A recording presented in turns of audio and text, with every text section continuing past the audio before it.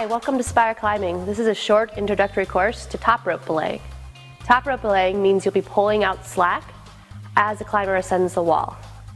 Your main objective, quite obviously I guess, is to keep your climber breathing, happy, and alive. So, in this climbing adventure, there are two players. There's the belayer, who's going to clip into the rope, and there's the climber, who's going to tie into the rope. When wearing one of Spire's rental harnesses, ensure that all of the buckles are loosened. Pull the waistband above your hip bone. Tighten the waist first so that it can't slip over your hips, and then tighten leg loops. Spire's rental harnesses are self-locking, as are many harnesses on the market today. However, if you have a harness that is not, it's still pretty simple. Thread the webbing through the buckle. Pull the harness tight. Take the end of the webbing and place it through the end of the buckle again. If it's done properly, you'll see only one bar of metal exposed. I have already doubled back each buckle on my leg loops. To begin tying the figure 8, we must first place the 8 in the rope.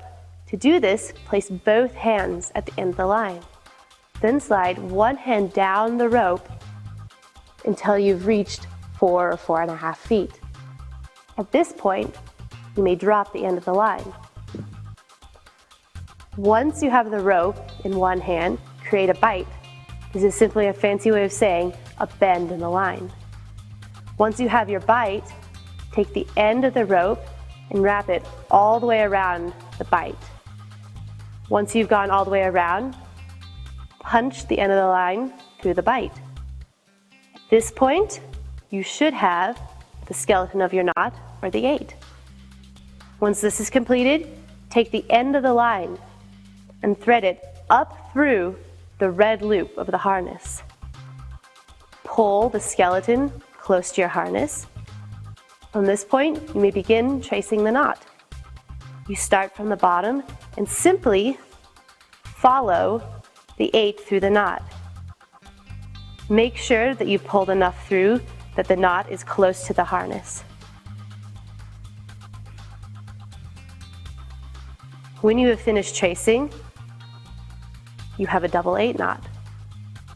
Make sure that the knot is close to the harness and that there is at least 6 inches of tail sticking through the knot.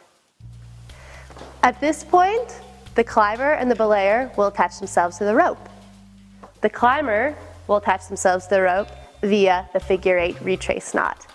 The belayer will attach the gree-gree to their harness. Make sure that all the hardware, all the metal, is in a nice straight, flat line, and that the brake line on the gree-gree is pointed straight down. Once you have attached it to your harness, immediately lock the carabiner. Once the climber has completed tying in, we perform a visual inspection. This is called the buddy check. The belayer makes sure that the climber's knot is tied properly, that it is tied to the proper points on their harness. Then I check to make sure that her harness is doubled back, meaning that it cannot loosen or, more importantly, come off while she's climbing. To do this, I make sure I can only see one bar metal on every buckle. My climber then checks me. She makes sure that my carabiner is locked and that my harness is doubled back. Once we've done this, I pull all the slack out of the system until I can feel my climber. At this point, my climber asks, "On belay?" On belay? Belay is on. This means I'm ready for her to begin climbing.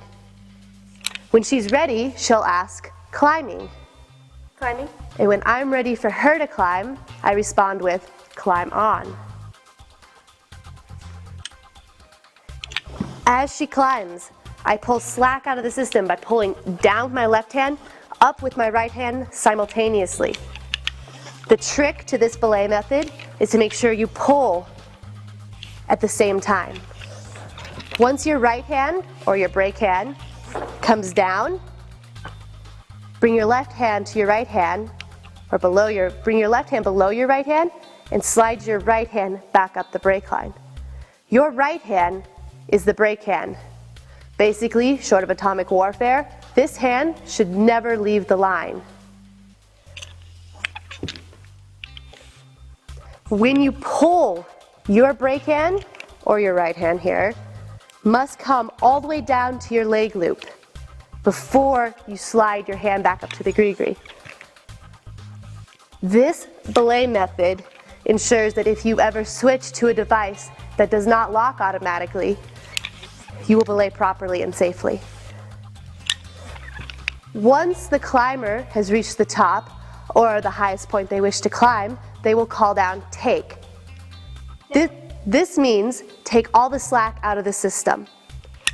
You do this usually with 2 additional pulls. At this point, you will call up and say, "Got you." Once you have done that, the climber may let go of the wall. Once the climber has let go of the wall, slide your brake hand down to your leg loop for additional leverage. Double check with your climber to make sure that she is off the wall, and then begin to slowly pull back the lever. You control rate of descent by how far back you pull this lever and how fast you let it slide through your hand. If at any point it feels that the rope is sliding too quickly, let go of the lever and the whole system stops. It is imperative that you do not touch the lever until the climber is completely off the wall. If you pull the lever too quickly or too soon, you can shock load the system, meaning you can drop your climber.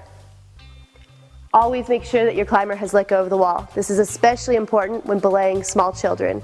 Have them hold on to the rope.